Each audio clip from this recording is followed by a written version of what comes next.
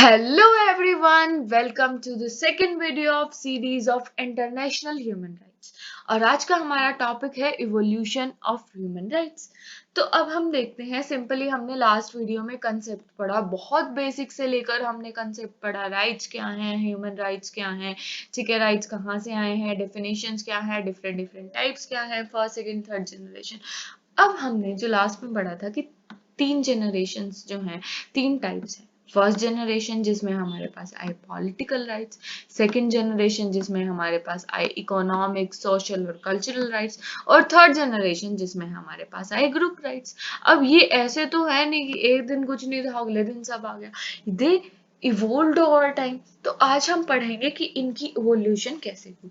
अब इनकी इवोल्यूशन को मैं दो ग्रुप्स में डिवाइड करती हूँ, रिलीजियस इवोल्यूशन और लीगल इवोल्यूशन। कि हाँ, लॉज भी बने पर रिलीजियस लेवल पर भी। अब जब हमारे पास प्रिमिटिव सोसाइटी थी, ठीक है, हम ह्यूमन बीइंग के बिगनिंग से जाते हैं, हमारे पास क्या था, प्रिमिटिव सोसाइटी थी, जहां पर क्या था, माइट इज राइट था, ठीक है। फिर उसके बाद क्या हुआ, धीरे धीरे हमारे पास आया गॉड का कंसेप्ट, कि हाँ गॉड है, वो ऐसे है और ऐसे करके, ठीक है। तो गॉड का कंसेप्ट आता है तो हमारे पास रिलीजन आ जाते हैं, ठीक है। तो जो रिलीजन है उन्होंने कुछ सर्टेन राइट्स दिए। अब जब ये रिलीजन है, हम तो उसी का लॉ फॉलो करते थे कि हाँ ये नहीं करना चाहिए, पाप लगेगा, ठीक है। तो ये सारी चीजें हम फॉलो करते थे मोरली। फिर क्या हुआ, इनके बेसिस पर हमारे पास क्या है, लीगल है। तो इसीलिए हम क्या करते हैं, हम कोई भी एवोल्यूशन अगर पढ़ते हैं तो हम सीधा उसका लीगल एस्पेक्ट पढ़ते हैं। पर अगर हमें उसकी इवोल्यूशन स्टार्टिंग से स्टार्ट करनी है तो हमें एक, जब रिलीजन की फॉर्मेशन हुई तब क्या ऐसे उसने इवोल्व करा, वो पढ़ना पड़ेगा। उसके बाद हम लीगल इवोल्यूशन पर आ सकते हैं, ठीक है। तो सबसे पहले हम पढ़ते हैं कि रिलीजियस इवोल्यूशन क्या थी। जो रिलीजियस इवोल्यूशन थी उसको मैंने तीन पार्ट्स में डिवाइड करा। सबसे पहले अर्ली सिविलाइजेशन, बिल्कुल सिंपल चले जाओ, अर्ली सिविलाइजेशन, पत्थर का जमाना, हम एग्रीकल्चर कर रहे हैं, खुद उगा रहे हैं, खुद खा रहे हैं, ठीक है, वो वाला सीन। तो अर्ली सिविलाइजेशन थी, एग्रीकल्चर था, वेयर हाउस था, ठीक है। एग्रीकल्चर अपना खुद का पका रहे थे, खा रहे थे, एक्स्ट्रा बच रहा था दूसरों को दे रहे थे, ठीक है। अर्ली सिविलाइजेशन था। अब अर्ली सिविलाइजेशन में सबसे पहले हमारे पास आता है हामुराबी कोड। हामुराबी कोड क्या कहता है कि भाई ठीक है, हम एग्रीकल्चर कर रहे हैं, हम सर्टेन एक जगह पर रह रहे हैं, हमारा एक राजा है, तो हम क्या करेंगे, हम यहाँ पर एक कोड बना देते हैं कि ये जो भी लोग, जो भी हमारे स्टोन हाउसेस थे, मड हाउसेस थे, जो भी था उस टाइम, ठीक है। तो वो क्या हुआ कि यहाँ पर भी जो लोग हैं उनका घर उनका होना चाहिए, उनको प्रॉपर्टी के राइट्स, फेयर वेजेस। अगर मान लो कोई किसी के साथ काम कर रहा है, कोई किसी के लिए काम कर रहा है, तो उसे फेयर वेजेस दिए जाने चाहिए। I for I, I for I क्या हो गया, रेट्रीब्यूशन थ्योरी, कि अगर मान लो किसी ने किसी को मर्डर करा तो उसको मार दो, ठीक है, किसी ने हाथ काटा उसका हाथ काट दो, तो आई फॉर आई हो गया कि जो जिसने किया वो उसके साथ कर दिया जाएगा। पर ये अलग अलग थे स्लेव्स और किंग्स के लिए। मतलब कि सबसे पहले जो हमारे ह्यूमन राइट्स आए रिलीजियस, उसमें जो हामिराबी कोड में था वो थे, वो प्रॉपर्टी, फेयर वेजेस और आई फॉर आई प्रोवाइड करते थे, पर वो अलग अलग थे स्लेव्स और किंग्स के लिए, ठीक है। उसके बाद क्या आता है, उसके बाद आता है tenants of Hebrew Torrent. Tenants of Hebrew Torrent क्या कहता है कि अब हमारे पास आगे कि ठीक है, हमने प्रॉपर्टी दे दी, फेयर वेजेस दे दिए, ठीक है, डिस्क्रिमिनेटरी थे पर पिछले, तो अब हमने कहा कि रिस्पेक्ट करो पेरेंट्स को, मर्डर मत करो, मारो पिटो मत किसी को, ना चोरी करो। तो हिब्रू टोरन ने कुछ एक सर्टेन लिस्ट दी थी, ये सिर्फ तीन ही नहीं थे, एक सर्टेन लिस्ट थी जिसमें कहा गया था कि ये चीजें हैं जो हमें एज अ ह्यूमन जो है हमें करनी चाहिए। मर्डर नहीं करना चाहिए, स्टील नहीं करना चाहिए, पेरेंट्स को रेस्पेक्ट करना चाहिए, तो ये सब। फिर हमारे पास हिब्रू टोरन आ गया। फिर उसके बाद हमारे पास कंसेप्ट आया ग्रीक और जो रोमन थे, वो क्या लेके आए कि कॉमन गुड, कि हम सिर्फ इंडिविजुअल गुड पे, ये जो सारे राइट्स दे रहे हैं, हम इंडिविजुअल गुड्स पे ना फोकस करते हुए, हम इंडिविजुअल वेलफेयर ना देखते हुए, हम क्या देख रहे हैं, हम देख रहे हैं कॉमन, कि जो पूरी सोसाइटी है उसका गुड हो। मतलब हामुराबी कोड में जहां डिस्क्रिमिनेटरी था, अब हम ग्रीक एंड रोमन तक कहाँ आ गए, कॉमन गुड पे आ गए। अब तुम देख रहे हो इवोल्व कर रहा है धीरे धीरे, कि हाँ पहले लिमिटेड था, पहले खुद पे लिमिटेड था कि हाँ मेरे साथ में मेरी प्रॉपर्टी, मेरे फेयर वेजेस। फिर हमारे पास आ गया कि हाँ पेरेंट्स को रिस्पेक्ट करो, औरों को तंग मत करो। फिर हमारे पास आ गया कॉमन गुड्स, कि सारे खुश रहे, ठीक है। उसके बाद आ गई हमारे पास अर्ली सिविलाइजेशन खत्म हो गई, उसके बाद आ गई मिलेनियल एज। जब मिलेनियम एज आती है तो क्या हुआ, हमारा जो रिलीजियस है, हमारा जो रिलीजन है, रिलीजन ने ग्रो करना शुरू कर दिया। ठीक है, तो रिलीजन ने ग्रो करना शुरू कर दिया तो क्या आया, राइज ऑफ फेथ आया। ठीक है, राइज ऑफ फेथ आ गया, फिर बर्थ ऑफ क्राइस्ट आ गया, सरमाउंट ऑफ फेथ आ गया। ठीक है, तो जैसे जैसे फेथ आने लगा तो फेथ ने हमें क्या सिखाया, हमें सिखाया लव। किसी भी रिलीजन में देखो तुम, हर रिलीजन में लव है, नेबरहुड है, ब्रदरहुड है, मोरल इक्वालिटी है। तो रिलीजन आया, राइज ऑफ फेथ हुआ, बर्थ ऑफ क्राइस्ट हुआ, और ये सारी चीजें आने लगी। फिर आया रिनाइजेंस एंड रिफॉर्मेशन, रिलीजन चलता रहा चलता रहा। फिर एक टाइम आया कि चर्च भी डिवाइड होगी, वेस्ट ऑर्थोडॉक्सी और ईस्ट कैथोलिक्स में। जब चर्च डिवाइड होगी तो रिलीजियस प्रेजुडिस आ गया, रिलीजियस के बेसिस पर। तो अब जब हम लव स्प्रेड कर रहे थे, अब हमारे पास क्या आया कि हम हर रिलीजन के लिए रिस्पेक्ट करेंगे, हर रिलीजन की अपनी जगह है, और हम प्रूडेंट नहीं बनेंगे, कि मतलब एक्सट्रीम नहीं बनेंगे किसी भी उसके लिए। तो सेक्युलरिज्म आया, रिपब्लिक आया। ठीक है, और मोरल जो है, मोरल इक्वालिटी आई हमारे पास। फिर हम चलते हैं कि लीगली हमने क्या करा।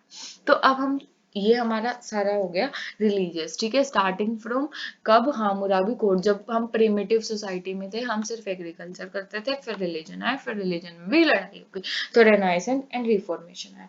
फिर हमने लॉ बनाने शुरू कर दिए हुए। अब हमारे पास लीगली सबसे पहले क्या आता है, Magna carta 1215। Magna carta first return था। ठीक है, किसके अगेंस्ट था, जो किंग है वो हैवी टैक्स बर्डन नहीं लगा सकता, और आर्बिट्ररी अरेस्ट और पनिशमेंट जो है वो नहीं दी जा सकती। ठीक है, तो सबसे पहले वही था कि राजा किसी पे भी कोई भी टैक्स लगा रहा है, कि राजा जो है वही जो चाहे वो कर सकता है, वो किसी पे भी, वो किंग है। King is king. ठीक है, किंग हाई टैक्स लगा रहा है, किसी को पकड़ के जेल में डाल देता है, तो उनके अगेंस्ट के भाई बेसिक राइट्स हमने दे दिए। फिर उसके बाद पिटीशन ऑफ राइट्स का जो इशू है वो उठता है 1628 में। ठीक है, फिर 1688 में, 28 से 88 तक चलता रहता है। ठीक है, हमें राइट्स दे दो, राइट्स दे दो, मतलब चलता रहता है किसी ना किसी रूप में। 88 में ग्लोरियस रेवोल्यूशन होती है। ठीक है, ग्लोरियस रेवोल्यूशन में क्या होता है कि पार्लियामेंट और जो किंग है ना, इनकी लड़ाई हो जाती है। ठीक है, मतलब लड़ाई इन द सेंस, मतलब दोनों उस पे आ जाते हैं कि हाँ, अब सिटीजन्स को अपने राइट्स चाहिए। सिटीजन्स और जो किंग है उनके बीच में कॉन्फ्लिक्ट है, इंटरेस्ट है। सिटी किंग को चाहिए भाई मैं राजा बन के रहूं, मैं कुछ भी करूं, मैं कोई भी राइट्स दूं। अब सिटीजन्स को तो ये नहीं चाहिए, सिटीजन्स को तो पता है हमारे साथ क्या हो रहा है, तो सिटीजन्स तो उसको, ये तो है नहीं कि वो बिना बात के हर चीज सहते रहेंगे। तो 1688 में ग्लोरियस रेवोल्यूशन हो जाता है। ठीक है, तो इसलिए एज अ रिजल्ट ऑफ 1688 की glorious revolution, bill of rights आता है 1689 में। बिल ऑफ राइट्स क्या है, बिल ऑफ राइट्स बारोनियल्स के लिए है। ठीक है, जो भी बाहर के लोग हैं, जो हमारे पास किंग हो गया, पार्लियामेंट हो गया, इनके लोग हैं, इनके लिए आता है, सिर्फ जनरल पब्लिक के लिए नहीं आता। ये क्या कहता है कि भाई पार्लियामेंट और जो किंग है उनकी पावर्स को डिस्ट्रीब्यूट करता है, कि पार्लियामेंट ये करेगी, किंग ये करेगा।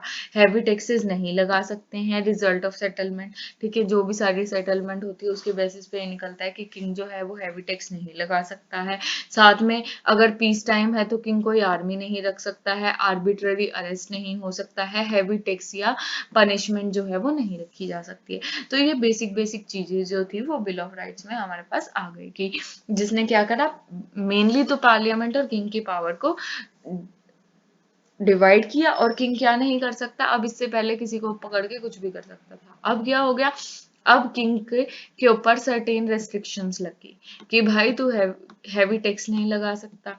ठीक है, पीस टाइम में आर्मी नहीं रख सकता, किसी को भी उठा के ये अरेस्ट करता था वो नहीं कर सकता, कोई हैवी टैक्स या पनिशमेंट नहीं इम्पोज कर सकता।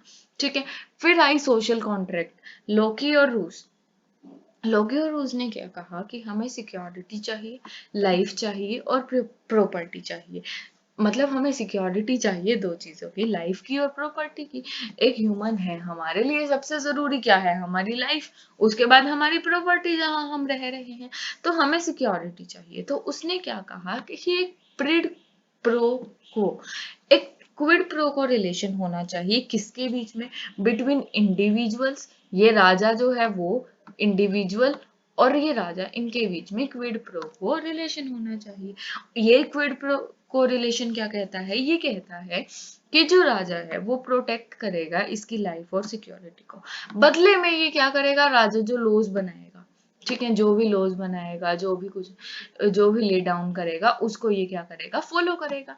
ठीक है, तो इंडिविजुअल क्या करेगा? इंडिविजुअल लॉज को फॉलो करेगा, और राजा क्या करेगा? राजा इंडिविजुअल को प्रोटेक्शन प्रोवाइड करेगा। तो लोकी और रूस ने सोशल कॉन्ट्रैक्ट थ्योरी में कहा कि भाई एक क्विड प्रो को रिलेशनशिप है इंडिविजुअल और स्टेट के बीच में, पर एक्सटेंड नहीं बताया कि हाँ किस एक्सटेंड तक ये रिलेशनशिप है, पर कुछ तो एस्टैब्लिश हुआ।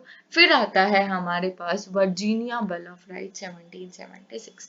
अब वर्जीनिया बिल ऑफ राइट्स क्या था? सबसे पहले वर्जीनिया बिल ऑफ राइट्स जैसे ही आया, अभी तक अमेरिका का जो कॉन्स्टिट्यूशन था उसमें कुछ नहीं था। ठीक है, वर्जीनिया बिल ऑफ राइट्स के बेसिस पर अमेरिका के कॉन्स्टिट्यूशन में 10 अमेंडमेंट्स ऐड होती हैं।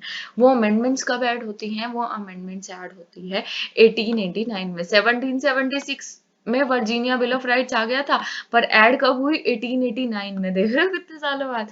तो अब क्या हुआ? अब अमेरिकन डिक्लेरेशन ऑफ इंडिपेंडेंस हो गई। कॉन्स्टिट्यूशन में नहीं था, पर स्टेट ने क्या करा? 10 अमेंडमेंट्स बना दी और एक प्री कंडीशन कर दिया जो सिटीजन्स थे कि हम कॉन्स्टिट्यूशन तभी फॉलो करेंगे जब तुम ह्यूमन राइट्स दोगे। ठीक है, कि भाई ह्यूमन राइट्स दो तो कॉन्स्टिट्यूशन फॉलो करेंगे, वरना नहीं करेंगे। तो इसलिए 10 अमेंडमेंट्स ऐड कर दी गई। अब 14 जो अमेंडमेंट थी वो क्या कहती है कि ये जो 10 अमेंडमेंट्स है उसको सारे स्टेट पर जो है वो एप्लीकेबल कर लिया जाए। ठीक है, पर इसमें भी कुछ कमियां थी। इसका क्रिटिसिज्म क्या है कि सारे सिटीजन्स को नहीं दिया गया, फिर डिस्क्रिमिनेशन होती थी वुमेन, चाइल्ड, स्लेव की, मतलब। और ये भी नहीं कि एक तो होती है इक्विटी की, हाँ ठीक है, वुमेन बायोलॉजिकल, वो वाली नहीं। इसमें क्या कहा था कि भाई वुमेन तो मतलब जब से उनका बर्थ हुआ है वो तब से इरेशनल सिटीजन, मतलब वो सारा जो है कि वो ये सब बाय बर्थ ही इरेशनल है, इस बेसिस पर डिस्क्रिमिनेशन होती थी। फिर आता है French bill of rights of man and citizen 1891 में। इसने क्या करा? इनएलिनेबल बना दिया कि मैं अपने राइट्स किसी को दे नहीं सकती हूँ, मेरे राइट्स मेरे राइट्स हैं। फिर आ गई बॉल्शेविक रेवोल्यूशन रशिया में 1917 में। पहले अभी तक सिविल पॉलिटिकल राइट्स ही थे, अब सोशल और इकोनॉमिक राइट्स भी आने लगे इसके साथ। ठीक है, अब इंटरनेशनल लेवल पे क्या आया? इंटरनेशनल लॉज क्या बने? सबसे पहले ह्यूमैनिटेरियन इंटरवेंशन हुई कि अलग अलग एडवोकेट्स अलग अलग चीजें सीख करने लगे। फिर इंटरनेशनल ह्यूमैनिटेरियन लॉ आया 1907 में, हेग कन्वेंशन आया 1929 में, प्रिजनर्स ऑफ वॉर आया। ठीक है, इन सबको कोडिफाई कर दिया गया जनेवा कन्वेंशन में। ठीक है, अबोलिशन ऑफ स्लेवरी आया। अबोलिशन ऑफ स्लेवरी आया तो फिर आईएलओ आ गया हमारा 1919 में। इंटरनेशनल लेबर ऑर्गेनाइजेशन आ गया, उसने कहा फेयर वेजेस होंगे, सोशल सिक्योरिटी होगी, प्रोटेक्ट किया जाएगा, ये सारी चीजें आ गई। फिर उसके बाद हमें लगा लेबरर्स को बचा दिया, अब कौन है ज्यादा सफरर्स? वो आ गए हमारे पास माइनॉरिटी, तो माइनॉरिटी राइट्स आ गई, लीग ऑफ नेशन बन गया, ताकि हर कंट्री डेवलपिंग सारी कंट्री में हर कोई लोग जो है खुशी खुशी रह सके। और अल्टीमेटली हमारे पास यूएन चार्टर आ गया जिसने सारे लॉज को यूनिवर्सल बना दिया। हर कंट्री जो भी उसकी सिग्नेटरी थी उन्होंने अपने लॉज बनाए, अपने कॉन्स्टिट्यूशन में इन्हें एम्बॉडी किया। और इस तरीके से जो ह्यूमन राइट्स शुरू हुए थे as discriminatory from the code of Hammurabi, जो प्रिमिटिव एग्रीकल्चरल सोसाइटी थी, वहां से लेकर एक यूनिवर्सल राइट्स बन गए जो सारी कंट्रीज ने अडॉप्ट कर लिए। तो ऐसे जो हमारे ह्यूमन राइट्स हैं इनका इवोल्यूशन हुआ। ये थी हमारी आज की वीडियो। चैनल को लाइक कीजिए, सब्सक्राइब कीजिए, ऐसी ही और वीडियोस के लिए बने रहिए। Thank you.